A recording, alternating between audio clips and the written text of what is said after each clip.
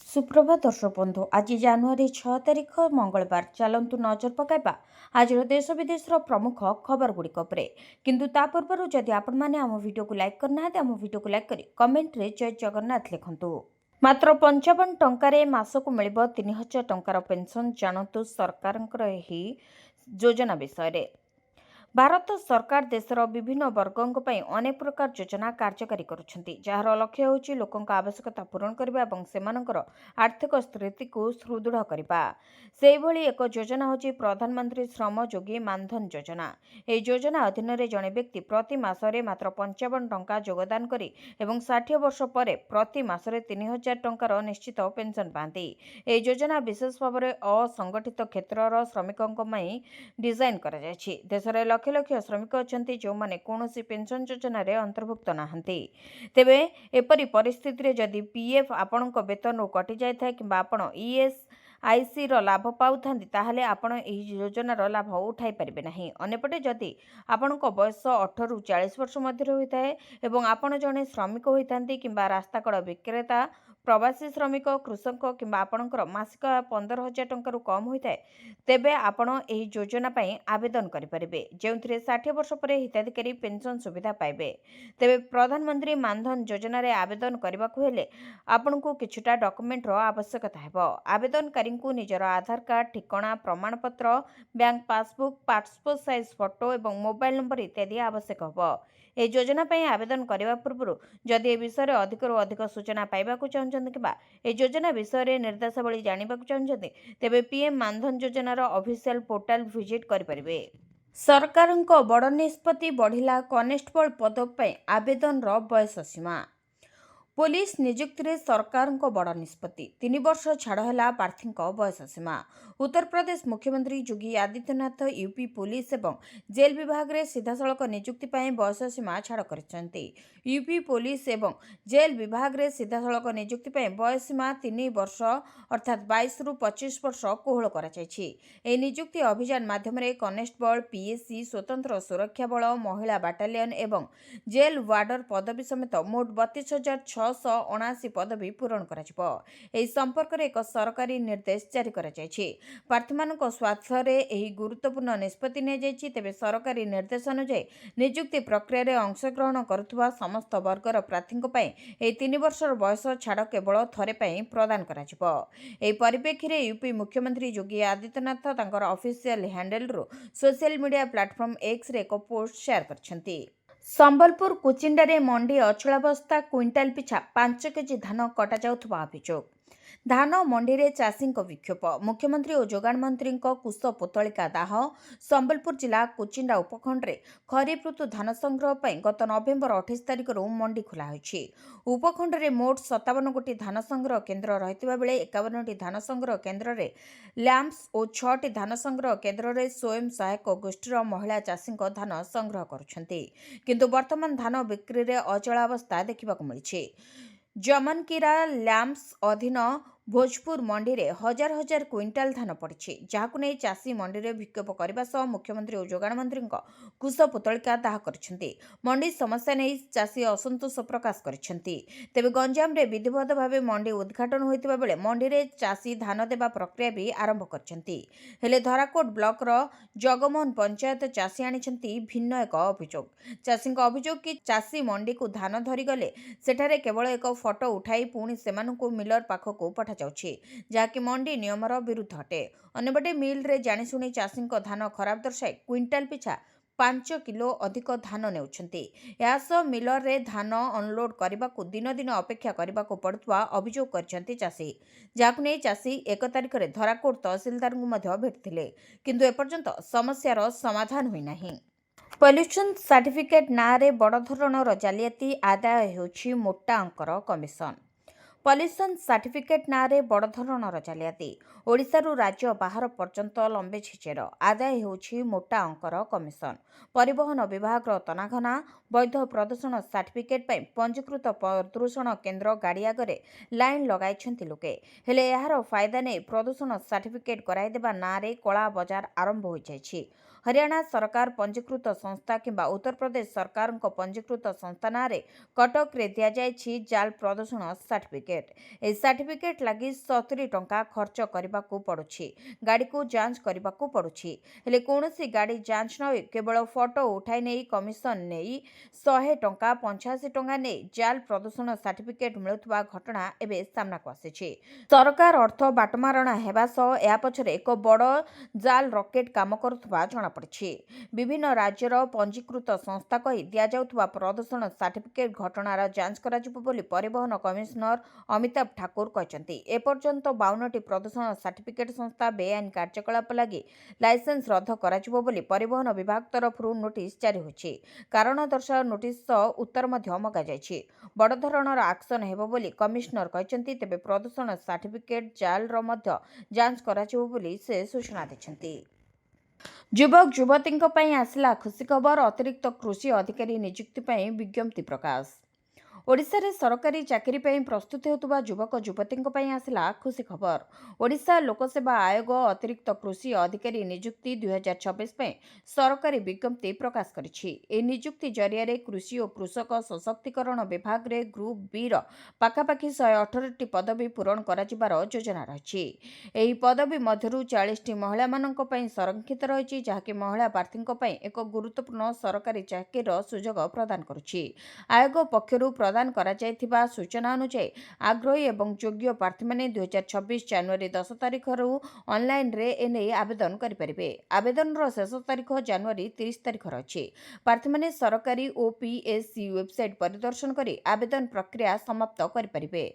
तेबे नियुक्ति संबंधी समस्त आवश्यक सूचना जेपरिक योग्यता आवेदन प्रक्रिया एवं चयन सहित जड़ित नियम आयोगक वेबसाइट रे मध्य उपलब्ध रही। अतिरिक्त कृषि अधिकारी पदवी कृषि किंबा उद्यान कृषि पढ़िथिबा एवं सरकारी सेवारे योगदान करी चाषीଙ୍କ सहित काम करबाको चाहुथबा युवक युवतीଙ୍କ ପାଇଁ ଏହା एक सुवर्ण सुजोग अटे। ओमसा संघर 2 घंटिया ओपीडी बंद प्रसंग स्वास्थ्य मंत्री कहले आलोचना ପାଇଁ सरकार प्रस्तुत। ओमसा आंदोलन को नहीं स्वास्थ्य मंत्री मुकेश महालिक प्रतिक्रिया कहले सरकार आलोचना ପାଇଁ प्रस्तुत अछंती। आलोचना द्वारा सब समस्यार समाधान संभव अटे।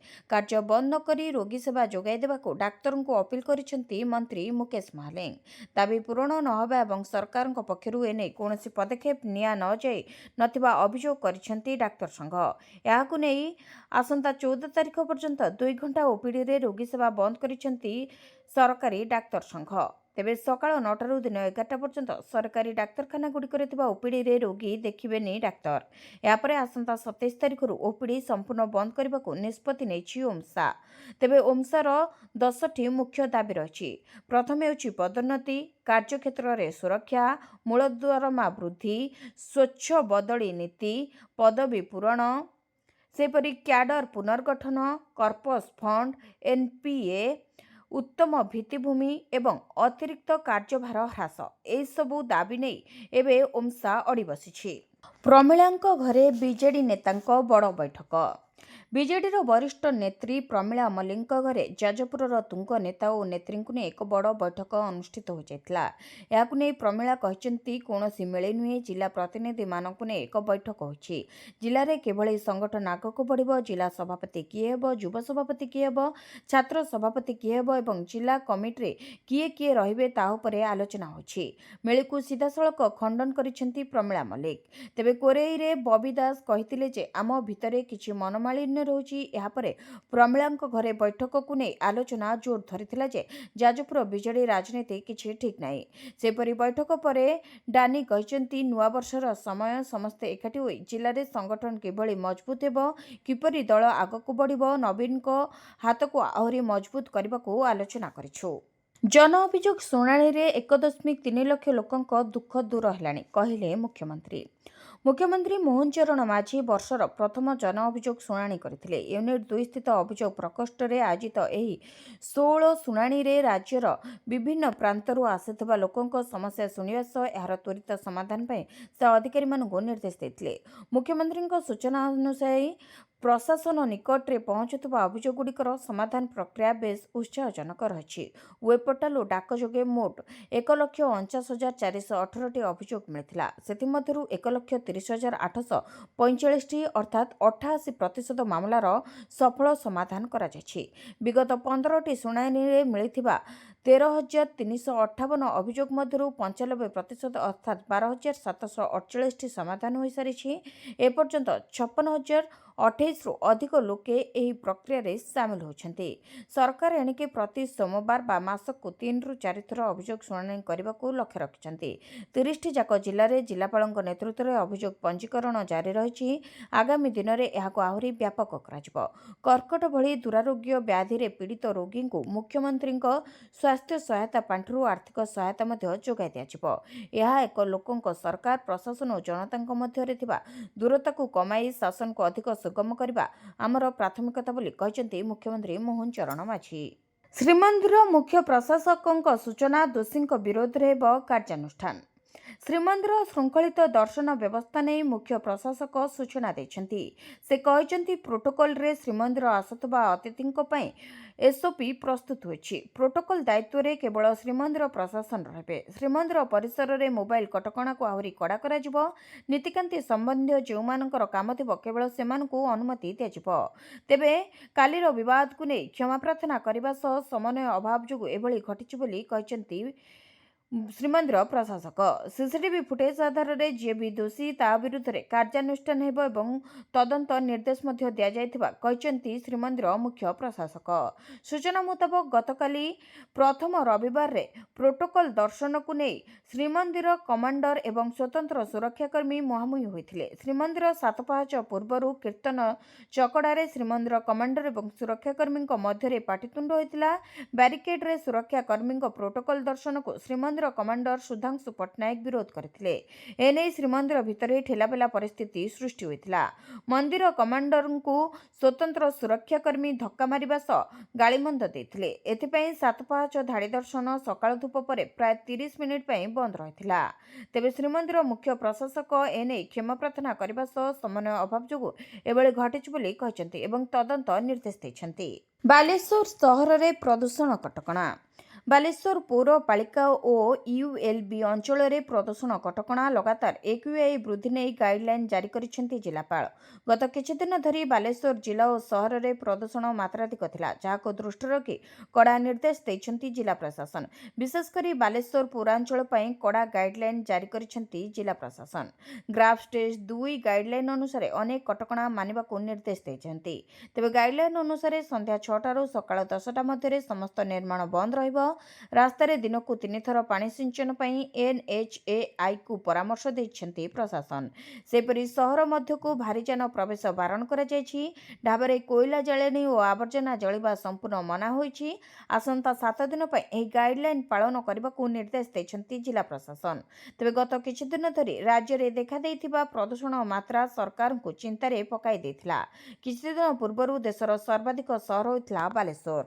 ସରକାରଙ୍କର ମନମୁଖୀ ଶାସନକୁ କରାଯିବନି ବରଦାସ୍ତ। ସୋସିଆଲ ମିଡିଆରେ ଯୁବ ବିଜେଡି ଆରମ୍ଭ କରିବ କ୍ୟାମ୍ପେନ୍।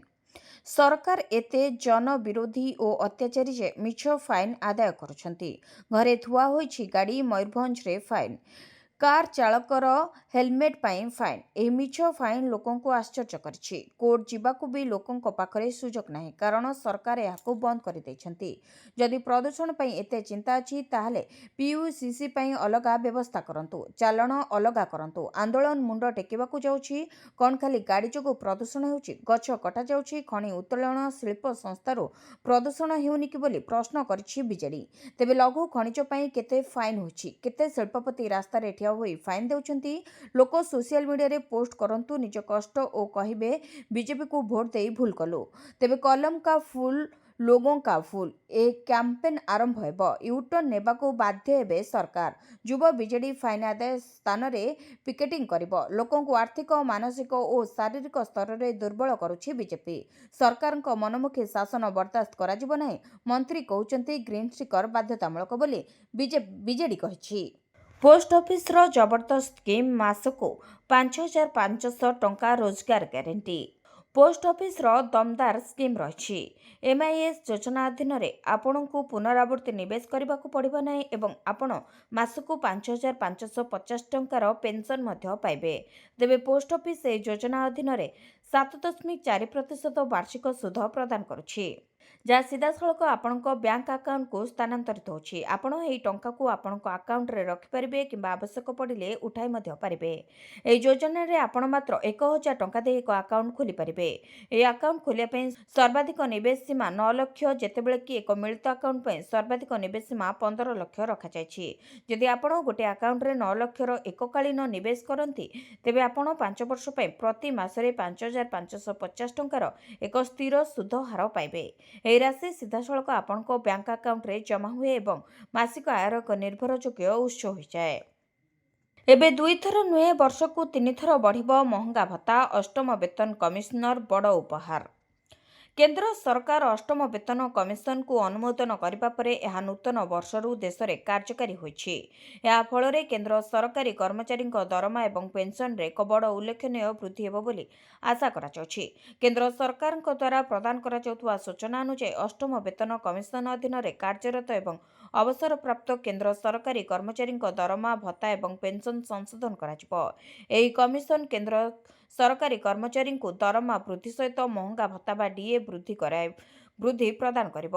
ସରକାର ବିଶ୍ୱାସ କରନ୍ତି ଯେ ବର୍ତ୍ତମାନ ମୁଦ୍ରାସ୍ଫୀତି ଏବଂ ବର୍ଦ୍ଧିତ ଖର୍ଚ୍ଚକୁ ଦୃଷ୍ଟିରେ ରଖି କର୍ମଚାରୀଙ୍କ ଦରମା ଗଠନରେ ସଂସ୍କାର ଆଣିବା ଆବଶ୍ୟକ। ତେଣୁ ଅଷ୍ଟମ ବେତନ କମିଶନ ଅଧୀନରେ ବେସିକ୍ ସ୍ୟାଲେରି ଏବଂ ସ୍ୟାଲେରି ଷ୍ଟ୍ରକ୍ଚରରେ ପ୍ରମୁଖ ପରିବର୍ତ୍ତନ ବିଷୟରେ ବିଚାର କରାଯାଉଛି। ଏହି କମିଶନ କେବଳ ଦରମା ବୃଦ୍ଧି ପର୍ଯ୍ୟନ୍ତ ସୀମିତ ରହିବ ନାହିଁ, ବରଂ କର୍ମଚାରୀଙ୍କ ଆୟକୁ ଅଧିକ ସ୍ଥିର ଏବଂ ଭବିଷ୍ୟତ ସୁରକ୍ଷିତ କରିବା ପାଇଁ ଉପରେ ମଧ୍ୟ ଧ୍ୟାନ ଦେବ। ଫିଟମେଣ୍ଟ ଫ୍ୟାକ୍ଟରକୁ ଅଷ୍ଟମ ବେତନ କମିଶନର ସବୁଠାରୁ ଗୁରୁତ୍ୱପୂର୍ଣ୍ଣ ଦିଗ ଭାବରେ ବିବେଚନା କରାଯାଏ। ବର୍ତ୍ତମାନ ଏହି ଫ୍ୟାକ୍ଟର 7.57 ଗୁଣ, କିନ୍ତୁ ଏହାକୁ ପ୍ରାୟ 3.68 ଗୁଣ ବୃଦ୍ଧି କରିବା ପାଇଁ ଏକ ପ୍ରସ୍ତାବ ଆସିଛି। ଯଦି କାର୍ଯ୍ୟକାରୀ ହୁଏ, ତେବେ କର୍ମଚାରୀଙ୍କ ମୋଟ ଦରମାରେ ହାରାହାରି 18ରୁ 25% ବୃଦ୍ଧି ସମ୍ଭବ। ତେବେ ଯେଉଁ କର୍ମଚାରୀମାନଙ୍କର ବର୍ତ୍ତମାନର ମୂଳ ଦରମା 20,000 ଟଙ୍କା, ସେମାନଙ୍କୁ ନୂତନ ମୂଳ ଦରମା ପ୍ରାୟ 36,000 ଟଙ୍କା ବୃଦ୍ଧି ହେବ। ସେହିପରି ଡିଏର ମଧ୍ୟ ସମୀକ୍ଷା କରାଯାଏ, ତେବେ ନୂତନ ନିୟମ ଅନୁଯାୟୀ ଏହାକୁ ପ୍ରତି 4 ମାସରେ ସଂଶୋଧନ କରାଯାଇପାରିବ। ଏହା କର୍ମଚାରୀଙ୍କ ମୁଦ୍ରାସ୍ଫୀତିର ପ୍ରଭାବକୁ ଶୀଘ୍ର ମୁକ୍ତି ପ୍ରଦାନ କରିବ ଏବଂ ସେମାନଙ୍କର ପ୍ରକୃତ ଆୟକୁ ସୁରକ୍ଷା ଦେବ। ଭାରତକୁ ପୁଣି ଶୁଳ୍କ ଧମକ ଦେଲେ ଟ୍ରମ୍ପ, କହିଲେ ମୋଦିଙ୍କୁ ଏପରି କିଛି। ଆମେରିକା ରାଷ୍ଟ୍ରପତି ଡୋନାଲ୍ଡ ଟ୍ରମ୍ପ ଭେନେଜୁଏଲା ବିରୋଧରେ ତାଙ୍କ କାର୍ଯ୍ୟାନୁଷ୍ଠାନ ପରେ ଖବରରେ ଅଛନ୍ତି। ଏହି ସମୟରେ ସେ ଭାରତ ସମ୍ପର୍କରେ ଏକ ଗୁରୁତ୍ୱପୂର୍ଣ୍ଣ ବିବୃତ୍ତି ଜାରି କରିଛନ୍ତି। ସେ ଭାରତକୁ ଚେତାବନୀ ଦେଇଛନ୍ତି ଯେ ଶୁଳ୍କ ଆହୁରି ବୃଦ୍ଧି କରାଯାଇପାରେ। ସେ ପ୍ରଧାନମନ୍ତ୍ରୀ ନରେନ୍ଦ୍ର ମୋଦି ଏବଂ ରୁଷର ମଧ୍ୟ ଉଲ୍ଲେଖ କରିଛନ୍ତି। ଟ୍ରମ୍ପ ଭାରତ ସମେତ ଅନେକ ଦେଶ ଉପରେ ଶୁଳ୍କ ଲାଗୁ କରିଛନ୍ତି। ଗୁରୁତ୍ୱପୂର୍ଣ୍ଣ କଥା ହେଉଛି ଯେ ସେ ଭାରତ ଉପରେ 50% ଶୁଳ୍କ ଲାଗୁ କରିଛନ୍ତି।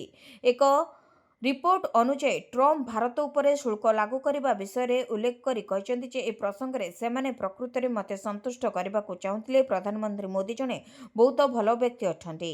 ସେ ଜାଣିଥିଲେ ଯେ ମୁଁ ଭାରତ ଦ୍ୱାରା ରୁଷୀୟ ତେଲ କିଣିବାରେ ଖୁସି ନୁହେଁ। ମୋତେ ସନ୍ତୁଷ୍ଟ କରିବା ଗୁରୁତ୍ୱପୂର୍ଣ୍ଣ ଥିଲା। ଯଦି ସେମାନେ ରୁଷୀୟ ତେଲ କିଣିବା ଜାରି ରଖନ୍ତି, ତେବେ ଆମେ ସେମାନଙ୍କ ଉପରେ ବହୁତ ଶୀଘ୍ର ଆହୁରି ଶୁଳ୍କ ବୃଦ୍ଧି କରିପାରୁ। ପ୍ରକୃତରେ ଟ୍ରମ୍ପ ଅଗଷ୍ଟ 25ରେ ଭାରତ ଉପରେ 50% ଶୁଳ୍କ ଲାଗୁ କରିଥିଲେ। ସେ ରୁଷ ସହିତ ଭାରତର ତୈଳ ବାଣିଜ୍ୟରେ ଅସନ୍ତୁଷ୍ଟ ଥିଲେ ଏବଂ ଏହା ଅନେକ ଥର ଉଲ୍ଲେଖ କରିଥିଲେ। ଧିମେଇ ଯିବ କି ହ୍ୟୁମାନ ସାଗରଙ୍କ ମୃତ୍ୟୁ ମାମଲାର ତଦନ୍ତ? ହସ୍ତଗତ ହୋଇନି ମେଡିକାଲ ରିପୋର୍ଟ। କଣ୍ଠଶିଳ୍ପୀ ହ୍ୟୁମାନ ସାଗରଙ୍କ ଅସ୍ୱାଭାବିକ ମୃତ୍ୟୁ ଉପରୁ ଖୁବ୍ ଶୀଘ୍ର ପରଦା ଉଠୁ ବୋଲି ଚାହିଁ ବସିଛନ୍ତି ତାଙ୍କ ପ୍ରଶଂସକ। ହେଲେ ତାଙ୍କ ମୃତ୍ୟୁକୁ ନେଇ ତଦନ୍ତ ଏବେ ଧିମେଇ ଗଲାଣି। ହ୍ୟୁମାନଙ୍କ ମୃତ୍ୟୁ ବିବାଦକୁ ନେଇ କଟକ ମର୍କତନଗର ଥାନା ପୋଲିସ ତଦନ୍ତ ଆରମ୍ଭ କରିଥିଲା, ହେଲେ ଏବେ ଏହା ଧିମେଇ ଯାଇଛି। କାରଣ ମର୍କତନଗର ଥାନାର ତଦନ୍ତକାରୀ ଅଫିସର ତଥା ଆଇଆଇସି ସତ୍ୟବ୍ରତ ଭୂତିଆଙ୍କର ଲାଲବାଗ ଥାନାକୁ ବଦଳି ହୋଇଯାଇଛି। ଫଳରେ ତଦନ୍ତର ଗତି ଆହୁରି ମନ୍ଥର ହେବାର ଆଶଙ୍କା କରାଯାଉଛି। ସେପଟେ ଏମ୍ସ ପକ୍ଷରୁ ହ୍ୟୁମାନ ସାଗରଙ୍କ ସ୍ୱାସ୍ଥ୍ୟ ସମ୍ପର୍କିତ ମେଡିକାଲ ରିପୋର୍ଟ ଏଯାବତ୍ ପୋଲିସର ହସ୍ତଗତ ହୋଇନାହିଁ। କେବେ ଏମ୍ସ କର୍ତ୍ତୃପକ୍ଷ ମର୍କତନଗର ଥାନାକୁ ରିପୋର୍ଟ ପ୍ରଦାନ କରିବେ, ତାହା ମଧ୍ୟ ସ୍ପଷ୍ଟ ହୋଇନାହିଁ। ତେବେ ଗତ ଡିସେମ୍ବର 21 ତାରିଖରେ ହ୍ୟୁମାନଙ୍କ ମା ଶେଫାଳି ସୁନା ମର୍କତନଗର ଥାନାରେ ଏତଲା ଦେବା ପରେ ପୋଲିସ 9 ଜଣଙ୍କ ନାଁରେ ମାମଲା ରୁଜୁ କରିଥିଲା। ସେମାନଙ୍କୁ ଜେରା କରିବା ପାଇଁ 2 ଦିନ ମଧ୍ୟରେ ସମସ୍ତଙ୍କୁ ନୋଟିସ ହୋଇଥିଲା। ହେଲେ ଏପର୍ଯ୍ୟନ୍ତ ପୋଲିସ କୌଣସି ଅଭିଯୁକ୍ତଙ୍କୁ ନୋଟିସ କରିନାହିଁ। ଏତଲାର 15 ଦିନ ବିତି ଯାଇଥିଲେ ବି କାହାରିକୁ ଜେରା କରାଯାଇନାହିଁ। ତଦନ୍ତରେ ବିଳମ୍ବ ହେବାରୁ ଏହା ବାଟବଣା ହେବ ସହ ଅଭିଯୁକ୍ତମାନେ ଖସିଯିବାର ସମ୍ଭାବନା ରହିଛି। ବିଡିଓଙ୍କ ଦୁର୍ବ୍ୟବହାର ଓ ଆକ୍ରମଣ ଉଦ୍ୟମ ଘଟଣା ବ୍ଲକରେ ତାଲା ପକାଇଲେ ଅଧିକାରୀ। ରାଜନଗର ବିଡିଓଙ୍କୁ କାର୍ଯ୍ୟାଳୟରେ ଦୁର୍ବ୍ୟବହାର ଓ ଆକ୍ରମଣ ଉଦ୍ୟମ ଘଟଣା ଥମିବାର ନାଁ ନେଉନି। ରାଜନଗର ବ୍ଲକ କାର୍ଯ୍ୟାଳୟରେ ତାଲା ପକାଇ ଆନ୍ଦୋଳନ କଲେ ବ୍ଲକର ସମସ୍ତ ସରପଞ୍ଚ ଓ ସମିତି ସଭ୍ୟ। ଓଏଏସ୍ ସଂଘ ବି କାର୍ଯ୍ୟାନୁଷ୍ଠାନ ପାଇଁ ଜିଦ୍ ଧରିଛି। ବ୍ଲକରେ କାର୍ଯ୍ୟ ବନ୍ଦ କରିଥିଲେ ଅଧିକାରୀ। ଫଳରେ ରାଜନଗର ବ୍ଲକରେ ଏକ ପ୍ରକାର ଅଚଳାବସ୍ଥା ଦେଖିବାକୁ ମିଳିଥିଲା। ଏହି ଘଟଣାରେ ରାଜନଗର ବ୍ଲକ ଅଧ୍ୟକ୍ଷା ପ୍ରତିଭା ପାତ୍ର ବିଜେପି ନେତା ଲଳିତ ବେହେରାଙ୍କ ନାଁରେ ଏତଲା ଦେଇଥିଲେ। ଏହାପରେ ପୁଲିସ ମାମଲା ରୁଜୁ କରିଛି। କିନ୍ତୁ ଏପର୍ଯ୍ୟନ୍ତ ଗିରଫ ହୋଇନାହାନ୍ତି ସମ୍ପୃକ୍ତ ବିଜେପି ନେତା ଲଳିତ ବେହେରା, ଯାହାକୁ ନେଇ ବିବାଦ ବଢ଼ିବାରେ ଲାଗିଛି। ସେପଟେ ରାଜନଗର ବିଡିଓ ଛୁଟିରେ ଯାଇଛନ୍ତି। ଏ ସମ୍ପର୍କରେ ଲିଖିତ ଭାବେ କେନ୍ଦ୍ରାପଡ଼ା ଜିଲ୍ଲାପାଳଙ୍କୁ ଜଣାଇଛନ୍ତି ବିଡିଓ। ବିଜେପି ନେତା ଲଳିତ କୁମାର ବେହେରାଙ୍କ ନେତୃତ୍ୱରେ 30ରୁ ଅଧିକ ବିଜେପି କର୍ମୀ ଗତ 2 ତାରିଖ ଦିନ ପ୍ରାୟ 12:30ଟାରେ ରାଜନଗର ବିଡିଓ ତିଳୋତ୍ତମା ପୃଷ୍ଟିଙ୍କ କାର୍ଯ୍ୟାଳୟରେ ବସି ବେଆଇନ କାର୍ଯ୍ୟ କରିବାକୁ ବାଧ୍ୟ କରିଥିଲେ। ବିଡିଓ ମନା କରିବାରୁ ପ୍ରଥମେ ଲଳିତଙ୍କ ସହ ଯାଇଥିବା କର୍ମୀମାନେ ଦୁର୍ବ୍ୟବହାର କରିଥିଲେ। ବିଡିଓ ଏହାର ପ୍ରତିବାଦ କରିବାରୁ ବିଜେପି ନେତା ଲଳିତ ବିଡିଓ ସରକାରୀ କାମ କରୁଥିବା ଲ୍ୟାପଟପକୁ ଟାଣି ଆଣି ତାଙ୍କ ଉପରକୁ ଫୋପାଡ଼ିବାକୁ ଉଦ୍ୟମ କରିଥିଲେ। ବିଜେଡି ନେତା ବବି ଦାସଙ୍କ ମନ୍ତବ୍ୟକୁ କଡ଼ା କାଉଣ୍ଟର କରିଛନ୍ତି ପୂର୍ବତନ ବିଧାୟକ ପ୍ରୀତିରଞ୍ଜନ ଘଡ଼ାଇ। ବିଜେଡି ନେତା ବବି ଦାସଙ୍କ ମନ୍ତବ୍ୟକୁ କଡ଼ା କାଉଣ୍ଟର କଲେ ବିଜେଡିର ପୂର୍ବତନ ବିଧାୟକ ପ୍ରୀତିରଞ୍ଜନ ଘଡ଼ାଇ। ବବି କୋରେଇର ପୂର୍ବତନ ବିଧାୟକମାନଙ୍କୁ ପରୋକ୍ଷରେ ଟାର୍ଗେଟ କରି କହିଥିଲେ ସୁଯୋଗ ପାଇ ସାରିବା ପରେ କୋରେଇ ଛାଡ଼ି ପଳାଇଛନ୍ତି। ଏହା ଜବାବରେ ପ୍ରୀତିରଞ୍ଜନ ଘଡ଼ାଇ ଅର୍ଥାତ୍ ଡାନି କହିଛନ୍ତି, ବବି କେଉଁ ପରିପ୍ରେକ୍ଷୀରେ ଏକଥା କହିଲେ ମୁଁ ଜାଣିନାହିଁ। କୋରେଇରୁ ପ୍ରଫୁଲ୍ଲ ଘଡ଼ାଇ, ଅଶୋକ ଦାସ, ସଞ୍ଜିତା ମହାନ୍ତି ଜିତିଥିଲେ। ଅଶୋକ ବଳ, ଆକାଶ ଦାସନାୟକ ବିଧାୟକ ନିର୍ବାଚିତ ହୋଇଛନ୍ତି। କୋରେଇରେ ଯେଉଁମାନେ ଥିଲେ ସମସ୍ତେ ଅଛନ୍ତି, କେହି କୁଆଡ଼େ ଯାଇନାହାନ୍ତି। ଯାଜପୁର ଜିଲ୍ଲା ନୁହେଁ, ପୁରା ରାଜ୍ୟରେ ସବୁ ବିଜେଡି ନେତା ଅଛନ୍ତି। ସୂଚନା ଥାଉ କି ବବି ଦାସ ଏକଥା ବି କହିଥିଲେ ଯେ କୋରେଇରେ ଅବିଶ୍ୱାସର ବାତାବରଣ ବଢ଼ିଯାଇଛି। ଏହି ଅବିଶ୍ୱାସର ବାତାବରଣ ଭାଙ୍ଗିବା ପାଇଁ ଆମେ ଏକାଠି ହେବୁ। ବ୍ୟାସନଗର ପୌରାଞ୍ଚଳର ଯୋଡ଼ାବର ବନ୍ଧୁମିଳନରେ ଏପରି କହିଥିଲେ ବବି, ଯାହାକୁ ନେଇ କାଉଣ୍ଟର କରିଛନ୍ତି ଡାନି। ମହିଳାଙ୍କ ଖାତାକୁ ଆସିବ 10,000 ଟଙ୍କା। ସୁଭଦ୍ରାର ତୃତୀୟ ପର୍ଯ୍ୟାୟ ଟଙ୍କା ହିତାଧିକାରୀଙ୍କ ଖାତାକୁ ଆସିସାରିଥିବା ବେଳେ ଏବେ ଚତୁର୍ଥ ପର୍ଯ୍ୟାୟ ଟଙ୍କାକୁ ନେଇ ଚର୍ଚ୍ଚା ଜୋର ଧରିଛି। ତେବେ ଏହାରି ଭିତରେ ଉପମୁଖ୍ୟମନ୍ତ୍ରୀ କହିଛନ୍ତି ଯେ ସୁଭଦ୍ରା ଯୋଜନାରେ ନୂତନ ଭାବରେ 17 ଲକ୍ଷରୁ ଉର୍ଦ୍ଧ୍ୱ ହିତାଧିକାରୀ ଯୋଡ଼ି ହେଉଛନ୍ତି। ତେବେ ପୋର୍ଟାଲ ଖୋଲା ରହିଛି। 21 ବର୍ଷ ହୋଇଥିବା ଯୁବତୀମାନେ ଆପେ ଆପେ ସୁଭଦ୍ରା ଯୋଜନାରେ ଯୋଡ଼ି ହେଉଛନ୍ତି। ସରଜମିନ ତଦନ୍ତ ପରେ 17 ଲକ୍ଷରୁ ଉର୍ଦ୍ଧ୍ୱ ମହିଳା ଏହି ଯୋଜନାରେ ଯୋଡ଼ି ହୋଇଥିବା ଜଣାପଡ଼ିଛି। ତେବେ ନୂତନ ହିତାଧିକାରୀଙ୍କୁ ସରକାର ନୂଆ ବର୍ଷର ଭେଟି ଦେବେ। ଅର୍ଥାତ୍ ମାର୍ଚ୍ଚ 8 ତାରିଖରେ ନୂତନ ହିତାଧିକାରୀଙ୍କୁ 2ଟି କିସ୍ତିର ଟଙ୍କା ଦେବେ ମୋହନ ସରକାର। ସେହିଭଳି ପୁରୁଣା ହିତାଧିକାରୀଙ୍କୁ 5,000 ଟଙ୍କା ଦିଆଯିବ। ତେବେ ଏହି ଟଙ୍କା ମାର୍ଚ୍ଚ 8 ତାରିଖ ଅନ୍ତର୍ଜାତୀୟ ମହିଳା ଦିବସରେ ହିତାଧିକାରୀଙ୍କ ଆକାଉଣ୍ଟକୁ ପ୍ରଦାନ କରାଯିବ। ତେବେ ନୂଆ ହିତାଧିକାରୀଙ୍କ ଖାତାକୁ 10,000 ଟଙ୍କା ଯିବାବେଳେ ପୁରୁଣା ହିତାଧିକାରୀଙ୍କ ଖାତାକୁ 5,000 ଟଙ୍କା ଦେବେ ସରକାର। ଚାଷୀଙ୍କ ଖାତାକୁ ଖୁବ୍ ଶୀଘ୍ର ଆସିବାକୁ ଯାଉଛି ପିଏମ୍ କିଷାନ ଯୋଜନାର 22ତମ କିସ୍ତି। ପିଏମ୍ କିଷାନ ଯୋଜନାର 22ତମ କିସ୍ତି ଟଙ୍କାକୁ ନେଇ ଏବେ ଚର୍ଚ୍ଚା ଜୋର ଧରିଛି। ତେବେ ଲକ୍ଷ ଲକ୍ଷ ଚାଷୀ ଭାଇ ଓ ଭଉଣୀମାନେ ଏହି ଟଙ୍କାକୁ ଅପେକ୍ଷା କରି ବସିଛନ୍ତି। ତେବେ ଏନେଇ ଜାତୀୟ ଗଣମାଧ୍ୟମରେ ମଧ୍ୟ ଖବର ପ୍ରକାଶ ପାଇଛି। ପିଏମ୍ କିଷାନ ଟଙ୍କା ଖୁବ୍ ଶୀଘ୍ର ଚାଷୀଙ୍କ ଖାତାକୁ ଆସିବାକୁ ଯାଉଛି। ଅର୍ଥାତ୍ ଏହି ଟଙ୍କା ଫେବୃଆରୀ 28 ସୁଦ୍ଧା ଚାଷୀଙ୍କ ଖାତାକୁ ଆସିବ ବୋଲି ଚର୍ଚ୍ଚା ଜୋର ଧରିଛି। କିନ୍ତୁ ଏନେଇ ସରକାରଙ୍କ ପକ୍ଷରୁ କୌଣସି ବିଜ୍ଞପ୍ତି ପ୍ରକାଶ ପାଇନାହିଁ କିମ୍ବା ତାରିଖ ଘୋଷଣା କରାଯାଇନାହିଁ। ତେବେ ସରକାର ଚାଷୀଙ୍କୁ ବାର୍ଷିକ 6,000 ଟଙ୍କା ସହାୟତା ଦେଉଛନ୍ତି। ପ୍ରତି କିସ୍ତିରେ 2,000 ଟଙ୍କା ଲେଖାଏଁ ଚାଷୀଙ୍କ ଖାତାକୁ ଆସୁଛି। ତେବେ ପ୍ରତି 4 ମାସରେ ଗୋଟିଏ ଲେଖାଏଁ କିସ୍ତି ଚାଷୀଙ୍କ ଖାତାକୁ ଆସୁଛି। ଆୟୁଷ୍ମାନ କାର୍ଡ ନିୟମ ବଦଳାଇଲେ ସରକାର, ଏମାନଙ୍କୁ ଆଉ ମିଳିବନି ମାଗଣା ଚିକିତ୍ସା। ଯଦି ଆପଣ କିମ୍ବା ଆପଣଙ୍କ ପରିବାର ଆୟୁଷ୍ମାନ ଭାରତ ଯୋଜନା ଅଧୀନରେ 5 ଲକ୍ଷ ପର୍ଯ୍ୟନ୍ତ ମାଗଣା ଚିକିତ୍ସାରୁ ଉପକୃତ ହେଉଛନ୍ତି, ତେବେ ଏହି ଖବରଟି ଆପଣମାନଙ୍କ ପାଇଁ ବେଶ୍ ଗୁରୁତ୍ୱପୂର୍ଣ୍ଣ। ସରକାର ଆୟୁଷ୍ମାନ କାର୍ଡ ସହିତ ଜଡ଼ିତ ନିୟମରେ ବଡ଼ ପରିବର୍ତ୍ତନ ଘୋଷଣା କରିଛନ୍ତି। ଏବେ ଆଧାର ଇକେୱାଇସି ବିନା ନୂତନ କାର୍ଡ ପ୍ରଦାନ କରାଯିବ ନାହିଁ କିମ୍ବା ପୁରୁଣା କାର୍ଡରେ ଚିକିତ୍ସା ଗ୍ୟାରେଣ୍ଟି ଦିଆଯିବ ନାହିଁ। ଜାତୀୟ ସ୍ୱାସ୍ଥ୍ୟ ପ୍ରାଧିକରଣ NHA କାର୍ଡ ପ୍ରଦାନ ପ୍ରକ୍ରିୟାକୁ ଆହୁରି କଠୋର କରିଛି।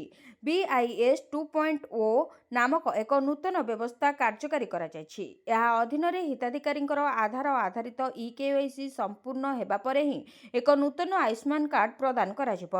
ସିଷ୍ଟମରେ ଠକେଇ ଏବଂ ଜାଲିଆତି ରୋକିବା ପାଇଁ ସରକାର ଏହି କୃତ୍ରିମ ବୁଦ୍ଧିମତ୍ତା ବା ଏଆଇ ବ୍ୟବହାର କରୁଛନ୍ତି।